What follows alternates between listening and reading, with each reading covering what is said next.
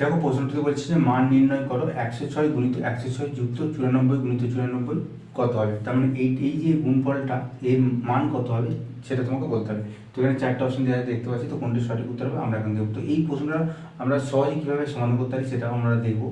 তো দেখো এখানে 106 গুণিত 106 মানে হচ্ছে 106 এই সংখ্যাটা হোল স্কয়ার এবং যুক্ত এই যে 94 গুণিত 94 মানে হচ্ছে 94 তার হচ্ছে হোল স্কয়ার। ঠিক আছে, করতে হবে আমাদেরকে এখন এই সংখ্যাটার কিন্তু মানটা বের করতে হবে। তো 106 তার হোল স্কয়ারটা আমরা কীভাবে সহজে করতে পারি। তো দেখো 106 তার হোল স্কয়ার মানে কত, 100 যুক্ত 6 তার হচ্ছে হোল স্কয়ার এবং এই যে 94 তার হোল স্কয়ার মানে হচ্ছে 100 মাইনাস 6 তার হোল স্কয়ার। ঠিক আছে, তো আমরা বলেছি প্রথমে যে শর্ট ট্রিক্সের সাহায্যে করবো। তো দেখো এখানে একটা সূত্র হয়ে যাচ্ছে a প্লাস বি তার হোল স্কয়ার প্লাস এ মাইনাস বি তার হোল স্কয়ার। তাহলে এ প্লাস বি তার হোল স্কয়ার প্লাস এ মাইনাস বি তার হোল স্কয়ার সূত্র এবং তাদের মাঝখানে যদি প্লাস চিহ্ন থাকে তাহলে সূত্রটা হচ্ছে 2 ইন্টু এ স্কোয়ার প্লাস বি স্কোয়ার, মানে 2 ইন্টু এ স্কোয়ার প্লাস হয়ে যাবে বি স্কোয়ার। ঠিক আছে, তো এখান থেকে আমরা খুব সহজে করতে পারবো 2 ইন্টু 100 স্কোয়ার মানে একের পাশে 4টে শূন্য এবং 6 স্কোয়ার মানে 6 36। ঠিক আছে, তো এখান থেকে আমরা পাচ্ছি এই যে একের পাশে 4টে শূন্য এবং 36 যদি আমরা যোগ করি তাহলে আমরা পাচ্ছি 1 0 0 এবং 3 6। তো দেখো আমাদের খুব সহজ হয়ে গেল, যদি গুণ করি দেখো 36 গুণে 72 এবং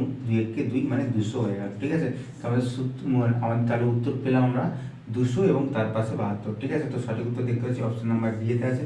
তো সঠিক উত্তর নিয়ে নিলাম অপশন নাম্বার ডি। আশা করছি তোমরা বুঝতে পেরেছো।